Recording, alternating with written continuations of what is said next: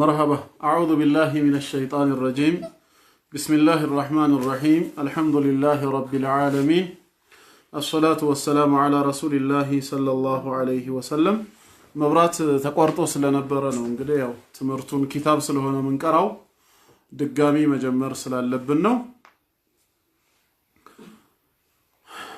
ሐሳቤ እንዳይበታተን እንግዲህ አላህን የመፍራት ልብ ሁላችንም አላህ ይለግሰን አራተኛ ባብ ዛሬ አላህ ከፈቀደ የምንጀምረው ባቡል ኸውፊ ሚነ ሽርክ አልኸውፉ ሚነ ሽርክ ከሽርክ ስለመጠንቀቅና ሽርክን ስለመፍራት የምናየው ባብ ይሆናል وقول الله تعالى إن الله لا يغفر أن يشرك به الله برسو مغاراتن بفصم አይምርም ويغفر ما دون ذلك لمن يشاء ከዛ ውጭ ያለውን በተቀላላ ወይም ከዛ ያነሰውን ለሚሻው ይምራል ይላል وقال الخليل عليه السلام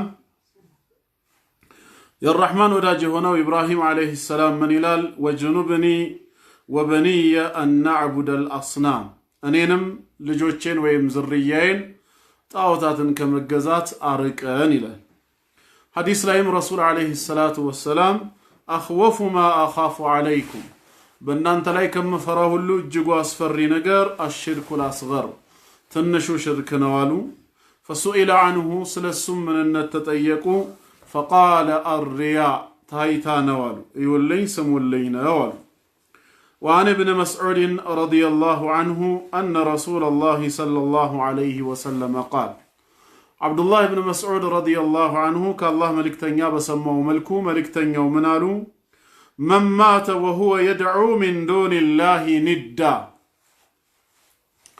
كالله ليلا بيتين يترى ايام لك يموت سو دخل النار اسات قبال رواه البخاري ولمسلم امام مسلم بزقبو السعي زقبا دقمو عن جابر رضي الله عنه أن رسول الله صلى الله عليه وسلم قال كجابر بن عبد الله بتلالف حديث يا الله ملكتنيا منالو من لقي الله يتገናኘ ሰው لا يشرك به شيئا በሱ ላይ አንዳችም ነገር ሳያጋራበት የተገናኘው ሰው دخل الجنة جنة ገባ ومن لقيه የተገናኘው ደግሞ يشرك به شيئا በሱ ላይ አንዳችም ነገር ያጋራበት የተገናኘ ሰው دخل النار እሳት ገባሉ እንግዲህ የዛሬው አራተኛው ባብ በሽርክ ዙሪያ የሚያውጠነጥን ባሳለፍናቸው 3 ተከታታይ ባቦች የተውሂድን ምንነት ተውሂድን አጥብቆ የያዘ ሰው የሚያገኘው ደህንነት እንዲሁም የኃጢያት ስርየትን ተውሂድን ማረጋገጥ በተግባርም በእውቀትም ጀነትን ያለምንም ቅጣትና ያለምንም ምርመራ እንደሚያስገባ ተመልክተን ነበር የዛሬው ባብ ደግሞ ሽርክን መፍራት ሽርክን መጠንቀቅ እንዳለብን የሚገልጽ ባብ ነው ሽርክን ልንፈራው ልንጠነቀቀው ይገባል ነው الخوف من الشرك ከሽርክ መፍራት መጠንቀቅ አለብን ሽርክ ማለት جعل شريك لله تعالى فيما هو من خالص حقه ማለት የአላህ ግላዊ መብቱ ንብረቱ በሆነ ነገር ላይ ተጋሪን ማበጀት ሽርክ ተብሎ ይጠራል በአንድ ነገር ላይ ሁለት ወይም ከዛ በላይ የሆኑ አካላቶች ድርሻ ካላቸው በጉዳዩ ላይ የሚጋሩ ከሆነ ሹረካ ተጋሪዎች ነው የሚባሉት ልክ ወድቆ የተገኘ ዕቃ ቀድሞ ያነሳውን ሰው እኔም ድርሻ እንዲኖረኝ እንዲያጋራኝ ብጋራ ብዬ ከተናገርኩ በጉዳዩ ላይ ድርሻ ይኑረኝ ማለት ነው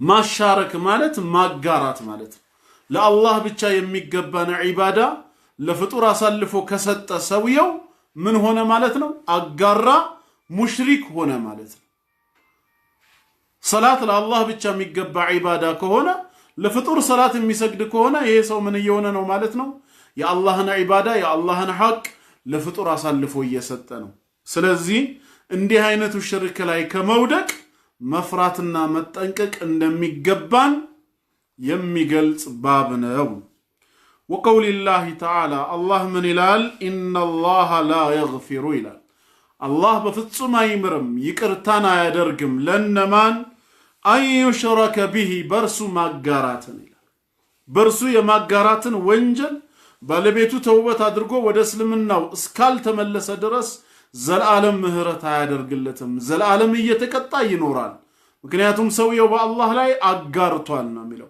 ሽርኩል አክበር ትልቁ ሽርክ ላይ ወድቆ የተገኘ ሰው በተውበት በላ ኢላሃ ኢላላህ በተውሂድ ካልተመለሰ በስተቀር አላህ በምንም አይነት መልኩ እንደማይምረው ነው የሚገልጸው ላ ይግፊሩን ያለው ተውበት ካደረገ ወደ እስልምናው ከተመለሰ ሽርክንም ኩፍርንም አላህ ይምራል መሐሪ ጌታ ነው ምክንያቱም ኢነላህ ይግፊሩ الذنوب جميعا ብሏል ኃጢያትን ወንጀልን በጠቅላላ የሚምር ጌታ ነው ያለ ተውበት ግን ከነ ወንጀሉ ለሞተ ሰውስ ምንድነው የመዳኑ ጉዳይ ከተባለ በትልቁ ኩፍር ወይም ሽርክ ላይ ሆኖ ተውበት ሳያደርግ ከሞተ አበደን አይምሮም ይቅርታ ያደርግለትም ግን ተውሂዱን ጠብቆ በላ ኢላሃ ኢላላህ ጸንቶ በሌሎች ወንጀሎች ግን ከባኢረ ዙኑብን ፈጽሞ ያለ ተውበት ከሆነስ የሞተው ምን ይሆናል ወይግፊሩ ማ ዱነ ذلك ሚለው ውስጥ ይካተታል ወይግፊሩ ነገር ግን ይምራል ይቅር ይላል ማ ዱነ ذلك ከዚህ ከሽርክ ያነሰውን ወንጀል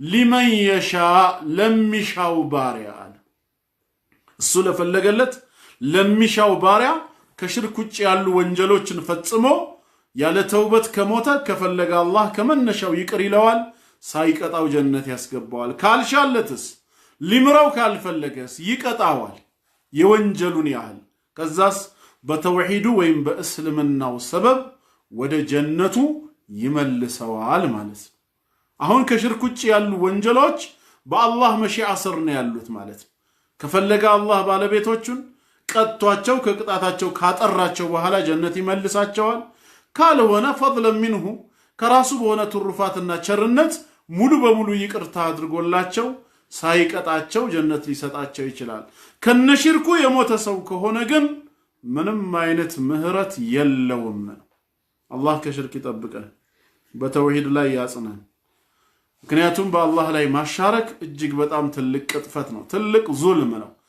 ሉቅማን ረዲየላሁ ዐንሁ ለልጁ ያ ቡነየ ላ ቱሽሪክ ቢላህ በአላህ ላይ አታጋራ ኢነ ሽርከ ለዙልሙን ዐዚም ነው ያለው ሽርክ ማለት በጣም ታላቅ በደል ነው ምክንያቱም ዙልም ወضع الشيء في غير موضوعه ማለት ነው አንድ ነገር ተገቢው ያልሆነ ስፍራ ላይ ማስቀመጥ ነው ዒባዳ የአላህ ሐቅ ሆኖ ሳለ ለፍጡር አሳልፎ መስጠት ማለት ለማይገባው አካል አሳልፎ መስጠት ስለዚህም በኔ ላይ የሚያጋራን ሰው ምህረት አላደርግም ብሏል وقال الخليل يا الرحمن ወዳጅ ሆነው ኢብራሂም አለይሂ ሰላም ምን ይላል ወጅኑብኒ ይላል ሰላም በሱ ላይ ይሁንና ጌታ ያአላህ ሆይ ወጅኑብኒ አርቀኝ ጠብቀኝ ወበኒየ ልጆቼንም ጭምር ዝርያዎቼን ከምን ተግባር አንዕቡደ ለአስናም ጣዖታትን ከመገዛት ጣዖታትን ከማምለክ ተግባር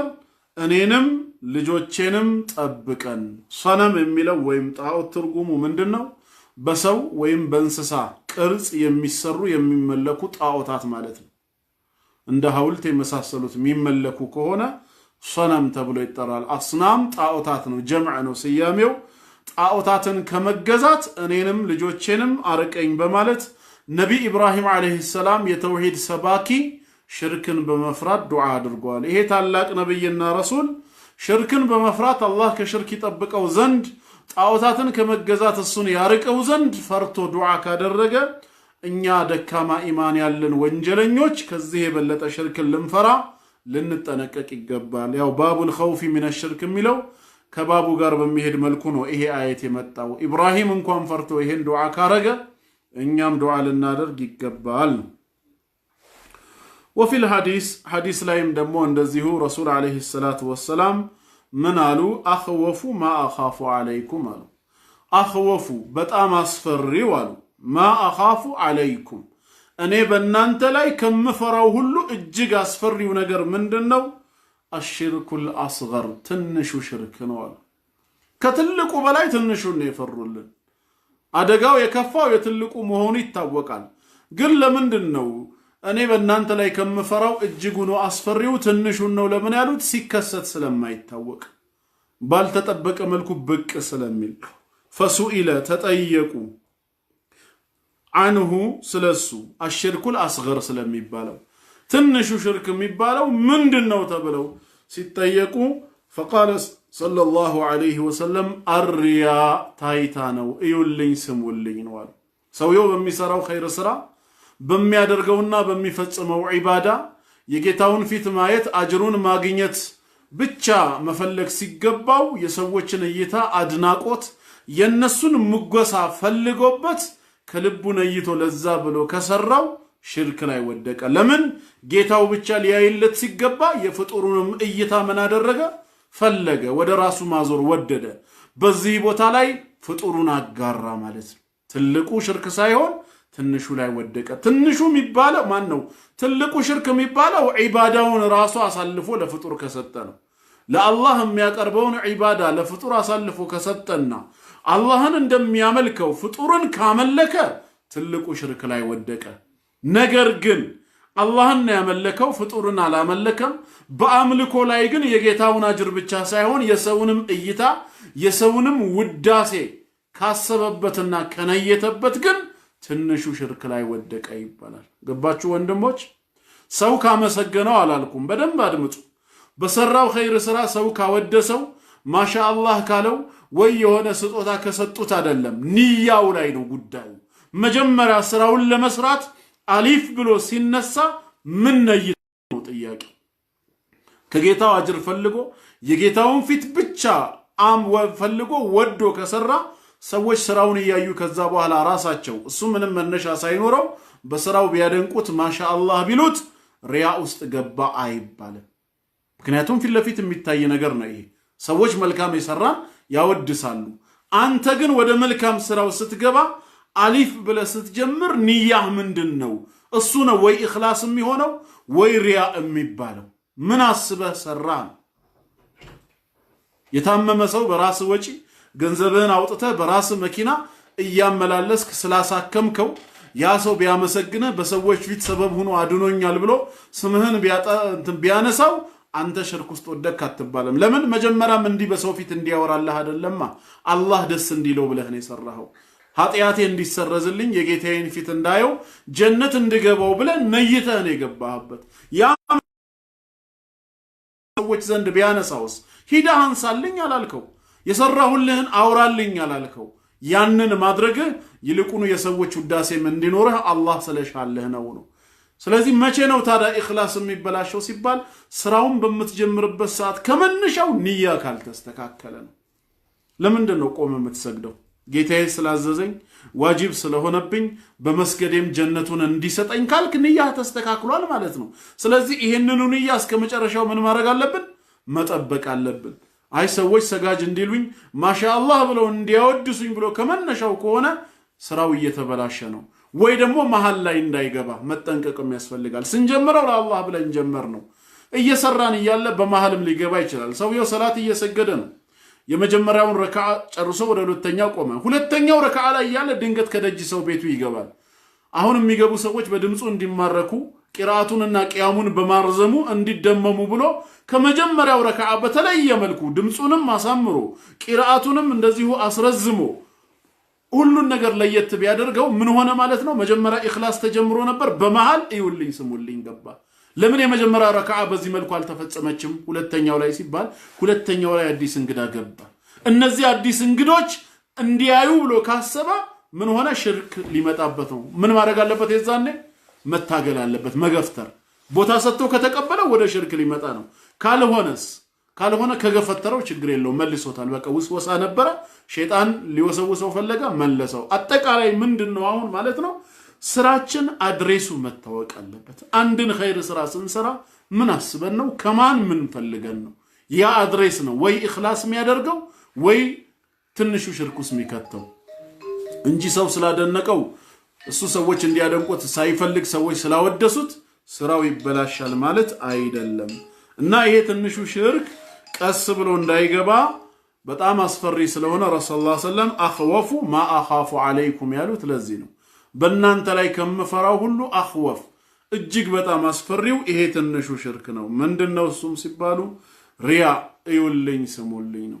በአንድ ሐዲሱል ቁድስይ ላይ ጌታችን ምን ይላል? አና አግነ ሹረካኢ አን ሽርክ ይላል። እኔ ከተጋሪዎችም ከማጋራትም ተግባር የተብቃቃሁ ነኝ በኔ ላይ በማጋራት የተሰራን ስራ አልቀበልም من عمل عملا አንድን ስራ የሰራ ሰው አሽረከ معي فيه በዚህ በስራው ላይ ከኔ ጋር አጋርቶ غيري ሌላን አካል አጋርቶ ከሰራ ተረክቱሁ ወሽርካ ሰውየውንም ያጋራውንም ተዋዋለው እስቲ ሂድና ካጋራህብኝ አካል አጅርን ፈልግለዋለሁ አልቀበለውም ይላል ስለዚህ ኸይር ስራ ሁሌም ስንሰራ የጌታችንን ፊት ፈልገን መሆን አለበት እኛ የአላህን ፊት ፈልገን አላህ ደስ እንዲለው ብለን በሰራነው ነገር ግን የሰዎች ምስጋናና ውዳሴ ቢጎርፍልን ስራችን አይበላሽም ለምን ልባችን አላህ ያውቃል ባይሆን ሰው እንዲያመሰግነን ደግሞ አናውራ እንጂ አንዳንዴ መጨረሻም ላይ ልናመጣው እንችላለን ስንጀምረው ለአላህ ብለን ጀመርነው ለአላህ ብለን ጨረስነው ከጨረስን በኋላ እኔ እንዲሰርቻለሁ ይያሉ በየቦታው ማውራት ምን ማለት ነው ምን ተፈልጎ ነው ተሰራለህ እንዴ ማሻአላህ እንድትባል ከሆነ መጨረሻ ላይ ደግሞ ተመልሰን ልናበላሽው ነው ምን ያደርግልናል በቃ አላህ አይቷል እንደሰራን ለማን ብለን እንደሰራን አውቋል አይደል ያ ረቢ ይሄን ከተቀበልከኝ እኔም ካንተ ይሄን ፈልጋለሁ ብሎ ቀሪውን ጣጣ ከአላህ ጋር መጨረስ እንጂ እንዲያድርግ ያለው ብሎ ለሰው ማውራት በፍጹም አይፈልግም እንደውም ዑለማዎቻችን ሲመክሩ ምንድነው የሚሉት ወንጀል ለመስራት ነፍስያ ያሸነፈቻችሁ ቀን ስሜታችሁን የታዘዛችሁ ቀን ከሰው እንደምትደበቁት ኸይር ስራችሁንም ከሰው ደብቁ ልክ እንደ ወንጀል በአደባባይ እንዲፈጸም ማንንም እንዲያየን ማንፈልግ ከሆነ ለወንጀል ጊዜ ኸይር ስራችሁንም ያንን አድርጉ ረሱላህ ሰለላሁ ዐለይሂ ወሰለም ሰባት ሰዎች በአርሽ ጥላ ስር ይሆናሉ ካሉት ውስጥ አንደኛው ምንድነው ያሉት ወረጁሉን ተሰደቀ ቢሰደቀቲን አሉ ሰደቃን ያወጣ የመጸወተ ሰው ነው حتى لا تعلم شماله ما تنفق يمينه አሉ ቀኝ እጁ አውጥታ ምትለግሰውን ግራ እጁ እስከማታውቃሉ ምን ማለት ነው የተፈለገው ባጠገቡ ያለ የሱ የቅርብ ሰው ሚስጥረኛው እንኳን ምን እንደሰራ ማወቅ እስከማይችል ድረስ በድብቅ የሚሰራ ማለት ነው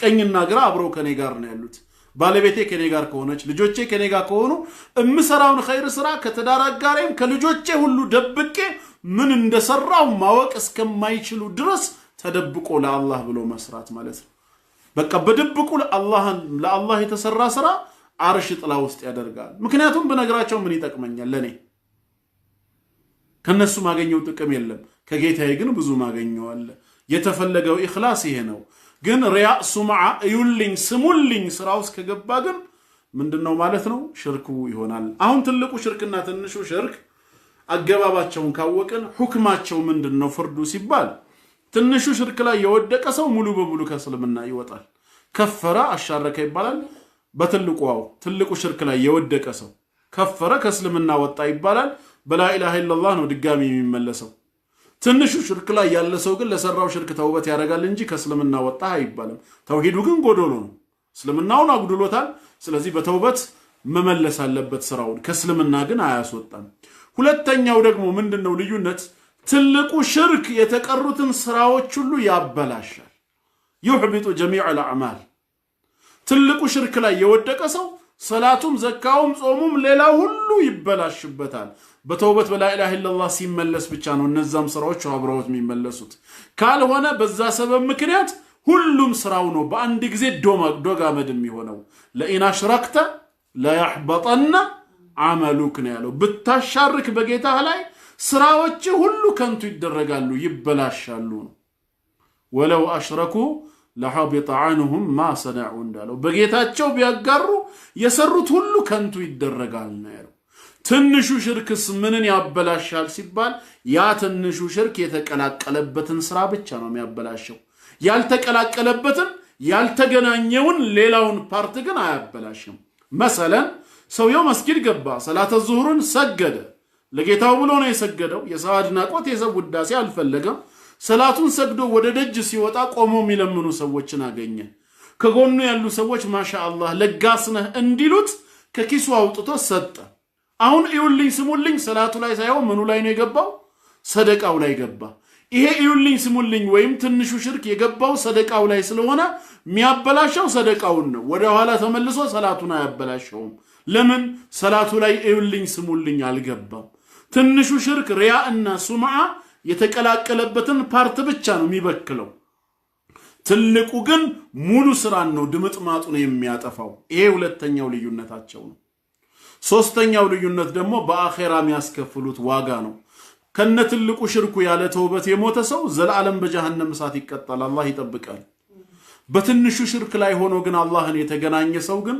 አላህ ከፈለገ ይምረዋል ካልሆነም የወንጀሉን ያህል ይቀጣዋል ነው ኢነላህ ላ የግፊሩ አን ዩሽረከ ቢሂ ሚለው ላይ ትንሹ ሽርክ ይካተታል ወይስ አይካተትም ሚለው ላይ ከፊሎቹ አይካተትም ብለዋል ትንሹ የተፈለገው ሽርኩል አክበር ነው ብለዋል ሌሎቹ ደግሞ እሱም ቢሆን ይካተታል ይገባል ያሉ አሉ ነገሩ እንደዛ ከሆነ ይበልጥ ጉዳዩ አስፈሪ ስለሆነ መጠንቀቁ ያስፈልጋል ነገር ግን የአቂዳ ዑለማዎች ሁሉ የሚጽፉት በትልቁ ሽርክና በትንሹ ሽርክ መሃል ያለው ልዩነት ሲገልጹ ትልቁ ሽርክ በአኺራ ምህረት አልባ ሲሆን ትንሹ ሽርክ ግን በአላህ መሺአ ስር ነው ያለው ከፈለገ ሊምረው ካልሆነ የወንጀሉን ያህል ሊቀጣው ነው على كل حال ትንሹ ሽርክን መጠንቀቅ ያስፈልጋል وعن ابن مسعود رضي الله عنه أن رسول الله صلى الله عليه وسلم قال كعبد الله بن مسعود بتلالفه حديث يا الله ملكتنيا منالو من مات يموت سوا وهو يدعو السو يتجزا ويم يتطرى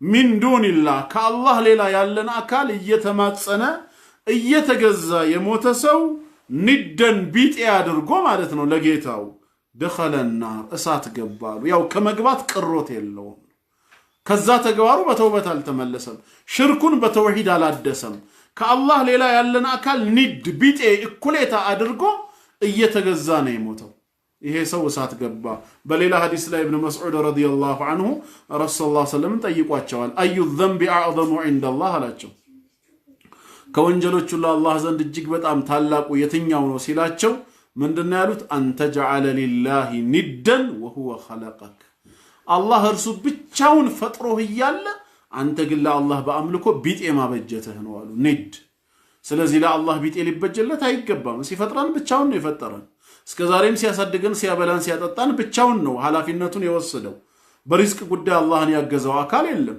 ያ ከሆነ ዒባዳ ላይ ለምን ተጋሪ ይበጅለታል ብቻውን ፈጥሮን ብቻውን ያበላን ተንከባኮ ያሳደገን ስንገዛው ግን ከፊሉ ላንተ ከፊሉ ለእከሌ እንዴት ይባላል አላህን ብቻ ነው ማምለክ የሚገባው ቢጤን ወይም ንድን ያበጀ በዛው ተግባሩ የሞተ ሰው دخل النار እሳት ገባ رواه البخاري ቡኻሪ የዘገቡት ነው ولمسلم የኢማሙ ሙስሊም ሰሂህ ዘገባ ላይ ደግሞ عن جابر كجابر بن عبد الله رضي الله عنهما عند تلالفوا أن رسول الله صلى الله عليه وسلم قال يا الله ملكتنيا انديهالو من لقي الله اللهن يتገናኘ ሰው አሉ በአኺራ ማለት ነው ግን ሲገራየው በምን ሁኔታ لا يشرك የማያጋራ ሆኖ به በሱ በጌታው በአላህ شيئا አንዳችም ነገር ያላጋራ ሆኖ አላህን የተገናኘ ሰው በውጤቱ ምን ሆነ ይላል دخل الجنة ጀነት ገባ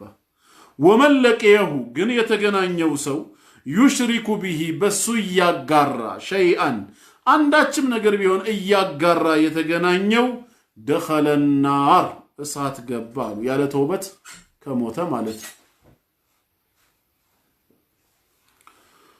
ይሄም የሚያሳየው ምንድነው ማለት ነው በአላህ ላይ ቢጤን ማበጀት ወይም ማጋራት ምህረት አልባ ወንጀል መሆኑን ነው አላህ ከሽርክ ይጠብቀን በተውሂድ ላይ ያጽናን በላ ኢላሃ ኢላላህ ላይ ይግደለን ያው ባባ ትንሽ ስለሆነች ቀጣዩን እንጨምራት መሰለኝ አምስተኛውን ባብ ተከታተሉኝ እስቲ ኪታቡን ይዛችሁ በሶፍት ኮፒ የሚሆን በሃርድ ኮፒ የምትቀሩ ሰዎች 3 ቁጥር ጻፉልኝ የምትሰሙ አላልኩም የምትሰሙ 4 ጻፉ ዝም ብላችሁ ግን ሶፍት ኮፒ ወይም ሃርድ ኮፒውን ይዛችሁ የምትከታተሉት ደግሞ 3 የምታዳምጡ 4 ዝም ብላችሁ በባዶ የምታዳምጡ 4 ጻፉ ወደ ባቡ እንሂድ አምስተኛ ባብ ባቡ ዱዓኢ ኢላ ሸሃደቲ አን ላ ኢላሃ ኢላላህ ይሄ አምስተኛ ባብ ደግሞ ስለምንድነው የሚያስተምረን አዱዓኢ መጣራት እንዳለብን ኢላ ሸሃደቲ አን ላ ኢላሃ ኢላላህ ከአላህ በስተቀር በእውነት የሚመለክ አምላክ የለም ወደሚለው ምስክርነት መጣራት እንዳለብን የሚናገር ባብ ነው ይላል አሁን ወደ ስብከት ዓለም ገባን ስለ ተውሂድ ጠቀሜታ ስለ ተውሂድ ምንነት ተረዳን አሁን ደግሞ ተጣሪዎች መሆን አለብን ሽርክን ከመፍራት ቀጥለን ደግሞ ባቡ ዱዓኢ ዱዓ ማለት بمعنى النداء ነው እዚህ ጋር ጥሪ ሰዎችን ዳዕዋ ማድረግ አለብን መስበክ ወይም መጣራት አለብን ስንጣራ ደግሞ ወዴት ነው ወደ ዘረኝነት ወይ ወደ ሌላ ሳይሆን ኢላ ሸሃደቲ አላ ኢላሃ ኢላላህ ከአላህ በስተቀር በእውነት የሚመለክ አምላክ የለም ወደሚለው ምስክርነት ወደዛ እንዴት መጣራት እንዳለብን የሚገልጽ ነው። ወቀውሊላሂ ተዓላ ጌታ አላህ እንደዚህ ይላል ቁል በላቸው ሃዚህ ሰቢሊ ይላል ይሄ እስልምና መንገዴ ነው ብለህ ንገራቸው ለረሱል ዓለይሂ ሰላቱ ወሰላም መንገዴ ነው እስልምናዬ ብለህ ንገራቸው አድዑ እጣራለሁ ኢለላህ ወደ አላህ መንገድ እጣራለሁ በላቸው ስጣራ ደግሞ አላ በሲረቲን በግልጽ ማስረጃ በእውቀት ላይ ሆኜ ነው በሞኝነት ወይ በጀህልና በመሃይምነት ሳይሆን አላ በሲረቲን በግልጽ ማስረጃ በእውቀት ጎዳና ላይ ሆኜ ወደ ጌታዬ መንገድ እጣራለሁ በል አና ወመን ተበዓኒ እኔም የተከተሉኝም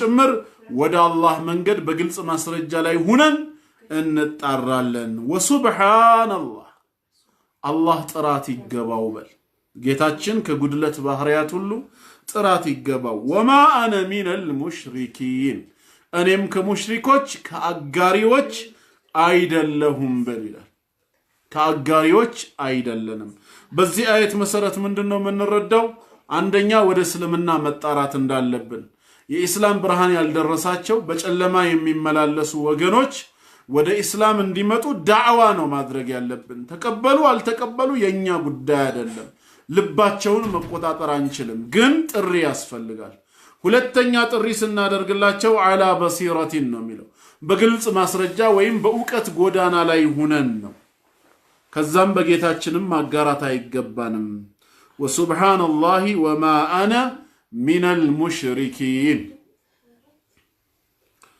እሺ ሐዲሱ ደግሞ እንደዚሁ ዳዕዋ ማድረግ እንዳለብን ከምን እንደምንጀምር የሚናገር ነው عن ابن عباس رضي الله عنهما كعبد الله بن عباس እንደተላለፈው أن رسول الله صلى الله عليه وسلم يا الله ملكتنيا ابن عباس ሲናገሩ لما بعث معاذن بلاكوت غزي لما بعث بمعنى ارسل معناته بلاكوت غزي مان معاذ بن جبل رضي الله عنه بلاكوت غزي وديت الى اليمن ودا يمن بلاكوت غزي قال له እንደዚህ አሉት ምን ብለው ነው ያስተማሩት انك تاتي አሉት አንተ ትመጣለህ ቀውመን ህዝቦችን አሁን የምትሄደው ማለት ነው ወደ ህዝቦች ነው ምን አይነት ህዝቦች ሚን አህሊል ኪታብ የመጽሐፉ ባለቤት አይሁድና ክርስቲያን ወደ ሆኑት ኦሪትና ወንጌል ተሰጥቶናል የሚሉ በተውራትና በእንጂል እናምናለን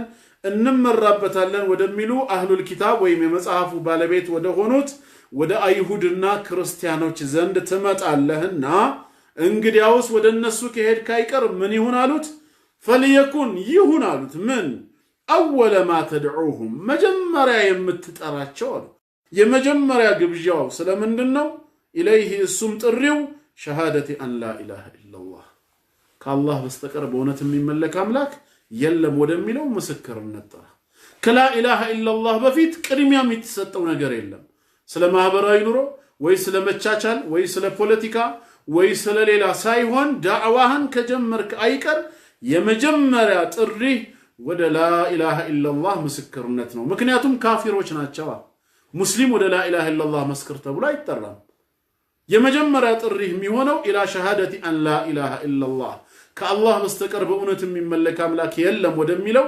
የምስክርነት ቃል ይሁን ማለት እነሱ ኩፍርና ሽርክ ላይ ነው ያሉት ማለት ነው በአላህ ያጋሩ ነው ይሄ ቀዳሚ ጥሪ ይሁን ወፊ ሪዋየትን በሌላ ዘገባ ደግሞ ምን የሚል ነው ኢላ አን ይወሂዱላህ አላህን በብቸኝነት እንዲያመልኩ አላህን በአንድነቱ እንዲያምኑ ነው ያው ነው ማዕናው ጥሪ መሆን ያለበት የመጀመሪያው እሱ ነው فإنهم أطاعوك الناس كتعززوا ማለት ይህን ጥሪህን የመጀመሪያውን ጥሪህን እሺ ብለው ከተቀበሉህ ደግሞ لذلك ለዚህ ለጥሪ ያሉት በሁለተኛ ደረጃ መታስተምረው አለ ምን فأعلمهم አሳውቃቸው አስተምራቸው أن الله افترض عليهم الله በእነሱ ላይ ፈርድ እንዳደረገ ግዳጅ እንዳደረገም ንገራቸው ምንን ነው ግዳጅ ያደረገው? خمس صلوات አምስት ሰላቶችን في كل يوم وليلة በየቀኑና በየሌሊቱ የሚሰገዱ አምስት ወቅት ሰላቶችን ግዳጅ እንዳደረገ ነገራቸው። የተውሂድን ጥሪ የላ ኢላሃ ኢላላህን ምስክርነት አምኖ የተቀበለ ወደ እስልምና የገባ ሰው በቀጣይ የሚፈጽመው ምንድነው ማለት ነው? ወዲያውኑ አምስት ወቅት ሰላት ለጌታው መስገድ አለበት ማለት ነው። አላህ ፈርድ አድርጓል በእነሱ ላይ በቀንና በሌሊት የሚሰገዱ የሆኑ አምስት ወቅት ሰላት። ያው የቀኖቹ ዙሁርና ዐስር ነው፣ የሌሊቱ መግሪብ ኢሻእና ፈጅር በድምሩ አምስት ወቅት ሰላት እንዲሰግዱ ነው። ይሄ ሁለተኛው ጥሪ ነው። فإنهم أطاعوا لذلك አሁንም ለዚህ ከታዘዙ እሺ ካሉስ ሶስተኛው ጥሪ ወዴት ነው?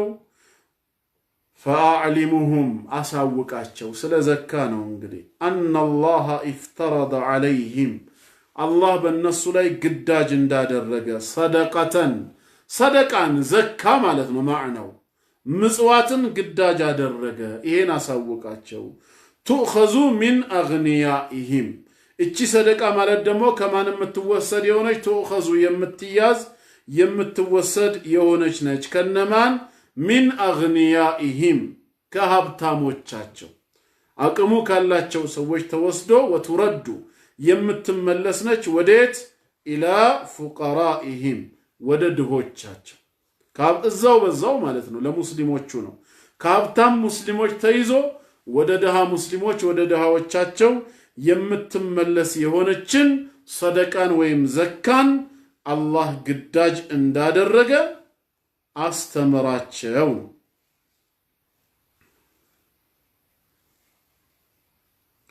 እሺ ካሉስ አሁንም ይሄንኑ ከተቀበሉ فإنهم أطاعوك لذلك ይህንን ነገር እሺ ብለው ከታዘዙ ከተቀበሉ ደግሞ فإياك አሉ አደራህን አንተ ተጠንቀቅ አሉት።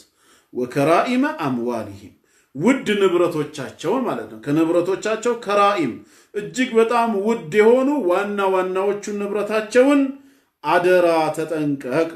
ያላግባብ እንዳይወሰድባቸው እንዳይበደሉ ያላግባብ እንዳይነጠቁ መጠንቀቅ ያስፈልጋል። ምክንያቱም ግዴታ ዘካቸውን ከሰጡ ከከፈሉ ከዛ ውጪ ደግሞ ሌላ ነገር በእነሱ ላይ ሊወሰድ አይገባም። አለበዛ ቀጥሎ ምን አሉት? እምቢ ምትል ከሆነ እነሱም ያደርጉት ነገር አለ ነው። ያም ምንድነው? ወተቂ ዳዕወተል መዝሉም ወተቂ ፍራ ተጠንቀቅ ዳዕወተል መዝሉሚ የተበዳይን ዱዓ የተበደለን ሰው ዱዓ ተጠንቀቅ። فإنه ምክንያቱም እሱ ليس بينها وبين الله ليس بينها በሷ መሐከልና በዱዓዋና وبين الله بالله መሐከል የለም ሒጃቡን ግርዶሽ ተሰሚ ከመሆን የሚያግደው የሚጋርደው ነገር የለም። አለበዛ ተበድለው ዱዓ ያረጉበት ጊዜ ዱዓው ተሰሚነት ያገኝና ትጠፋለህ ትቀጣለህ እንዳትበድላቸው ነው። በቃ ሚዛናዊ በሆነ መልኩ ንብረታቸው አላህ ዋጅብ ያረጋባቸውን የዘካ መጠን ከሰጡ ሌላውን ንብረታቸው ተጠንቀቅ ነው። ይሄ መልእክት አጠቃላይ እንግዲህ ምንድነው? አንደኛው ሐዲሱ መልእክቱ ሰዎችን ጥሪ ስናደርግላቸው ሙስሊሞች ካልሆኑ ወደ ላኢላሃ ኢላላህ ጥሪ እንድናደርግላቸው የመጀመሪያ ጥሪያችን ወደ ተውሂድ መሆን እንዳለበት ነው የሚናገረው። ግን ሰዎቹ የተውሂድ ሰው ከሆኑ ሙስሊሞች ከሆኑስ በምንድነው ጥሪ ሲባል የማህበረሰቡን ችግር ነው የምናየው። አካባቢው ላይ ሱና ላይ ችግር ካለ ቢድዓ ላይ የሚያዘወትሩ ከሆነ ከሱናው ልትጀምር ትችላለህ። አኽላቅ ላይ ከሆነ የሙስሊሙ ችግር የስነ ምግባር ውድቀት ከሆነ የገጠመው በአኽላቅ ዙሪያ ልታስተምረው ትችላለህ። ግዴታ ሙስሊሙንም ከተውሂድ ካልጀመርኩኝ ቅድሚያ ለተውሂድ ካላልኩኝ ማለት አይገባም። ይሄ ማለት ተውሂድ የለህም እንደማለት ነው።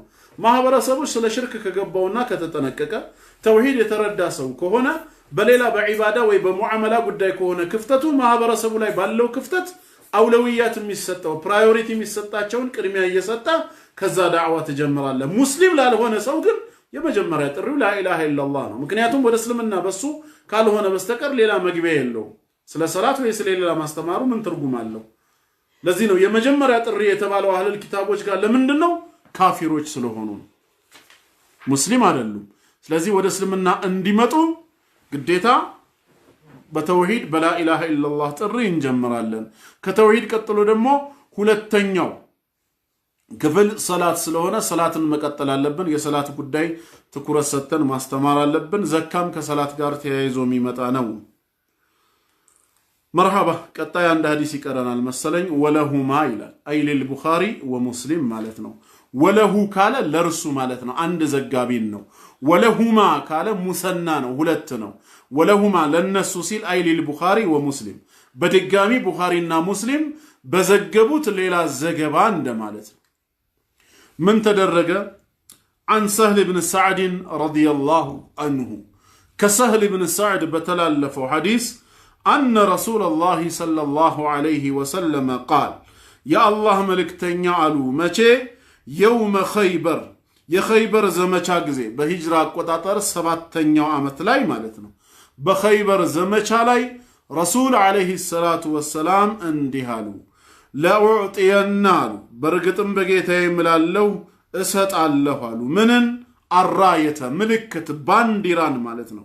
የሙስሊሞችን የላኢላሃ ኢላላህ ባንዲራን እሰጣለሁ ገደን በነጋታው ማለት ነው። ለማን ነው የምሰጠው? ረጁለን ለአንድ ሰው ነው የምሰጠው አሉ። ይሄ ሰው ማለት ደግሞ ዩሂቡላህ አላህን የሚወድ ነው።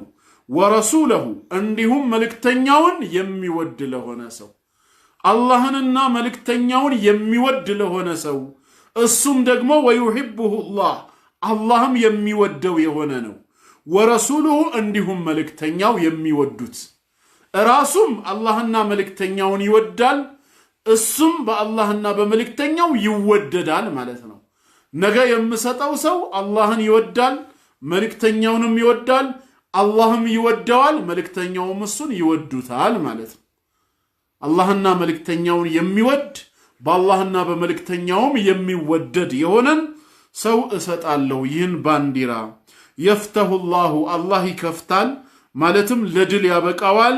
አላ የደይሂ በሱ እጅ ሰበብ በሱ ሰበብ አላህ ሙስሊሞችን ለድል ያጎናጽፋቸዋል እሰጠዋለሁ ብለው ተናገሩ። ፈባተ ናስ ይላል ያችን ሌሊት ሰዎች አደሩ ማለት ነው። ፈባተ ናሱ ሰዎች አደሩ የዱኩነ በሐሳብ ሰምጠው ለይለተሁም ሌሊታቸውን በሐሳብ ሰምጠው አደሩ። ምን እያሉ? አዩሁም ዩዕጣሃ ማንኛቸው ይሆን የሚሰጣው? አዩሁም ማንኛቸው ይሆኑ ዩዕጣሃ እችን ዓለም እችን ባንዲራ በእጁ የሚይዛት በሱ ሰበብ ድልን አላህ የሚያጎናጽፈው ማን ይሁን በማለት ያው ሁሉም ይመኛል ለዚህ ትልቅ ድል። አደሩ ፈለማ አስበሑ ባነጉ ጊዜ ይላል ንጋቱ ሰዓት በመጣ ሰዓት ገደው ዐላ ረሱልላህ በአላህ መልእክተኛ ላይ ሄደው ብቅ አሉ። በነጋታው ማልደው ሄዱ ማለት ነው። ገደው ወደ አላህ መልእክተኛ ሄዱ። ለምን እሳቸው አይገላግሉንም ነው እንግዲህ ባጭሩ። ምን አስጨነቀን ነው። ወደ አላህ መልእክተኛ ሄዱና ኩሉሁም የርጁ አን ዩዕጣሃ ኩሉሁም ሁላቸውም የርጁ ይከጅላሉ ይፈልጋሉ አን ዩዕጣሃ ይሰጠው ዘንድ ይችን ባንዲራ። ስለዚህ ያ አንድ ሰው የተባለው ማን እንደሆነ ይነገረን። فقال صلى الله عليه وسلم ነቢያችን عليه الصلاة والسلام ምን አሉ? አይነ علي بن أبي طالب رضي الله عنه علي بن أبي طالب የታለ አሉ። فقيل ተባለ هو يشتكي እሱ እኮ ታሟል عينيه ሁለት አይኖቹን ታሟል ተብሎ ሲነገራቸው መልእክተኛው ምን አሉ? ፈአርሰሉ ኢለይሂ ወደሱ ላኩለት ይዘውት እንዲመጡ ማለት ነው። ፈአርሰሉ ኢለይሂ ወደሱ ሰው ላኩ። ፈኡቲየ ቢሂ ይዘውት መጡ አይኑ እንደታመመ። ፈበሰቀ ተፉበት ፊ አይነይሂ በሁለቱም አይን ላይ ተፉበት። ወደዓ ለሁ ለርሱም ዱዓ አደረጉለት። ከዛም ፈበረአ አይኑ በራ ተመለሰ። ከአለም የኩን ቢሂ ወጀዕ አመላለሱ ደግሞ ማገገም ምናምን ሳይሆን ከአለም የኩን እንዳልነበረበት ቢሂ በሱ ላይ ወጅዑን ህመም እንዳልነበረበት ሆኖ ነው የተመለሰው። ከመነሻው ልክ መጀመሪያ ላይ የታመመ ሰው እኮ ሲድን የሆነ አሰር ፋና ይታያል አይደል? ፊቱ ላይ ምናምን ላይ እየዳነ ሲመጣ እሱ ግን ተፍተውበት ፊ አይኑ ላይ ዱዓ ሲያደርጉበት ልክ መጀመሪያውኑ ህመም እንደሌለበት ሰው ዳነ፣ ሙሉ በሙሉ ንጹህ ሆነ። ምክንያቱም ነብይ ናቸውና እሳቸው። ከዛም ፈአጣሁ ራየተ ባንዲራውን ሰጡት። ወቃለ አሉት እንፉድ ዐላ ሪስሊክ አሉት በል እንግዲህ ስትጓዝ ፊት ለፊትህን ይዘህ ሂድ አሉት። እንፉዝ ቀጥታ መስመርህን ይዘህ ተጓዝ አሉት። እምዲ ሊወጅሂክ ማለት ነው። አላ ሪስሊከ ሳትቻኮል ሳትንቀራፈፍ ረጋ ባለ መልኩ ማለት ነው። አላ ሪፍቂከ ሚን ገይሪ አጀለቲን ተከታዮችህን ጀማዓህን ይዘህ ምንም ሳትቻኮል ተጓዝ። ከዛ በኋላ በጉዞህ ላይ ሂድ አሉት። ሐታ ተንዚለ ቢሳሐቲሂም ሐታ ተንዚለ እስክትደርስ ወይም እስክትገባ ድረስ ቢሳሐቲሂም መንደራቸው የነሱ ምሽጋቸው ጋር ጠላት ጋር ማለት ነው እስክትደርስ ድረስ ረጋ ብለህ ሂድ። ሱመ ድዑሁም ኢለል ኢስላም ከዛም ወደ እስልምና ጥራቸው አሉ። ኑ ወደ እስልምና ጋብዛቸው። ኢስላም በጥሪ በስብከት ነውና የሚያምነው። ሱመ ድዑሁም ኢለል ኢስላም ከዛም ወደ እስልምና ጥራቸው። ወአኽቢርሁም ንገራቸው ቢማ የጅቡ ዐለይሂም እነሱ ላይ ዋጅብ የሚሆነው ግድ የሚለውን ሚን ሐቅላሂ ተዓላ ፊህ የአላህን መብት በዚህ ውስጥ ያለውን የአላህን መብት ምን ምን እንደሆነ ንገራቸው አሳውቃቸው።